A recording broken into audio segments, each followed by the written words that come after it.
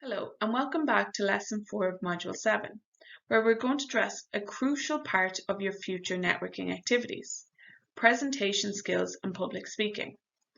As a reminder, at any stage, feel free to pause the video to take notes, rewind to hear information again, or stop the video to complete a learning activity. Let's begin. In this lesson, we will cover 3 topics, each of which have been designed to support your networking journey as you start out on the path to being a social entrepreneur. We are going to discuss the impression you make on others, your personal appearance or look, your voice, gestures, mimics, and behaviors. Essentially, your overall ability to present yourself. We will touch upon how to analyze and get to know your audience by reading the room, and we will see that networking is a skill that can be learned and improved for specific purposes, highlighting some examples of where and how to build that skill. The advice we're about to give you in this lesson will remain rather general and is largely based on our field research. Appearance and poise depend on the particular situation, and advice that is too specific or situational might be hard to apply to your individual circumstances. How you present yourself is very personal and should not come across as trained or artificial. So look at the points mentioned here as a way to complement to the recommendations given here in previous lessons, such as Lesson 5 of Module 4, where we talk about preparing for investors. So let's start with the first topic, appearance and poise. Making a great first impression and coming across as confident and authentic depends as much on your physical appearance and nonverbal communication as it does on how you introduce yourself to others. Whatever way you decide to dress for a specific networking activity, you need to feel comfortable in what you wear, and it's your choice and opportunity to express your personality and show your creativity. However, it is advisable to always adapt to the occasion and venues. A practical tip on how to include yourself into ongoing conversations is not to break into small groups that are standing close together and seem very engaged, but to look out for gaps instead. Try also to ease into a conversation with lightweight questions, for example, asking if others have been to this event before, what their interests or expectations are, and avoiding topics that tend to be threatening because they are too personal or political. It might be tempting to enjoy all the delicious food that is sometimes served at networking events, but eat in moderation. In the end, the reason why you're there is to talk to other people.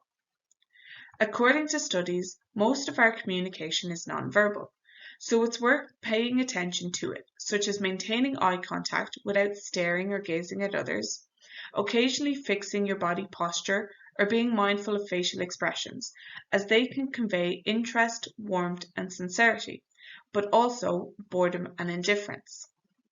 Also, give people their personal space and show them that you're respectful and empathetic.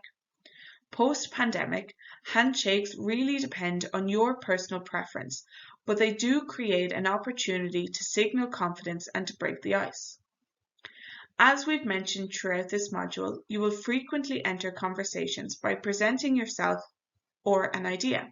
So try to follow the basic structures of who you are, what you do, and why you're there. But make sure to finish your elevator pitch with a question so that the conversations keep going.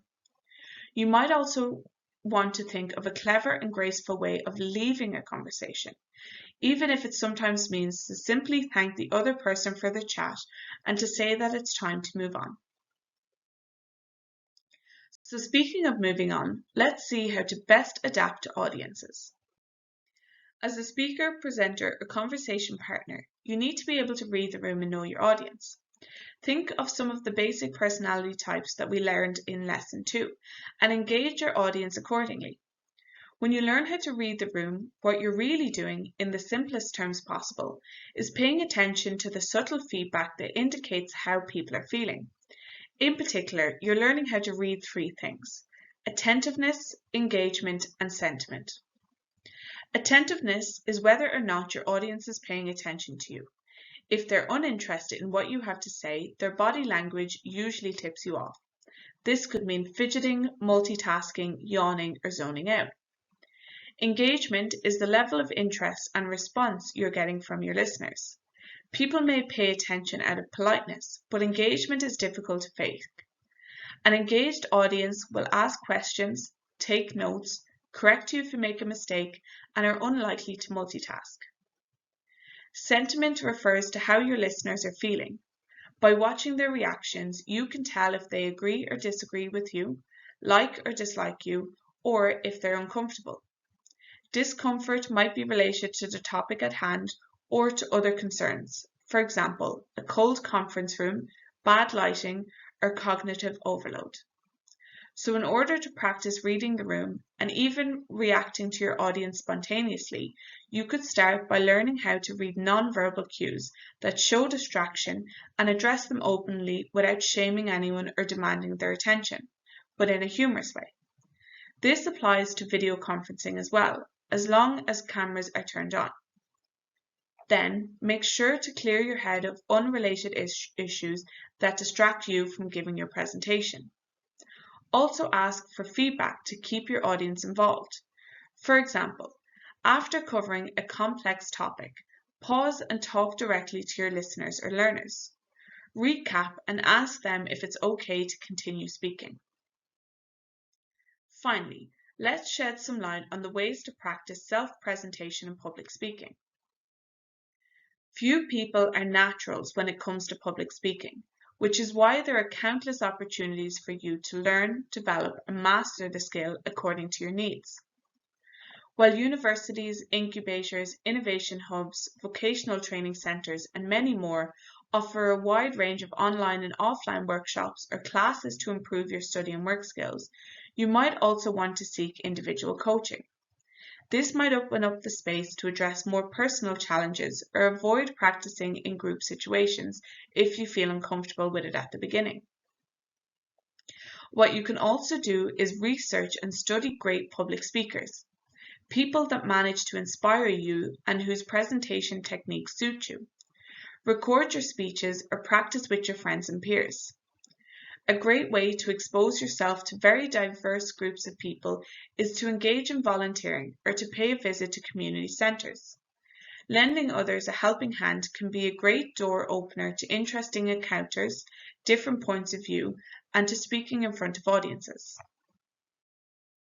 Before jumping on the big stages to share your business idea with the world, you will probably begin building your network in small group networking events at conferences, workshops, or other types of meetups. The following 12-minute recording of a lecture on a small group networking at Stanford School of Business summarizes and illustrates some of the issues we discussed throughout the lesson. Watch the video, and after that it is time to work out your own 30-second elevator pitch. Take some time to come up with 2 different versions, highlighting different aspects of who you are and what you do, and practice them in front of the mirror or share them with your friends and family. Finally, to conclude this lesson, let's revise what we have discussed. We need to wrap up this lesson with a subtle disclaimer, because there is definitely no ideal appearance or demeanour in networking. Only you can decide and work out the way in which you want to present yourself and the way that best represents your personality and networking style. So be patient with yourself and keep practicing. Looking forward to seeing you again in the next lesson.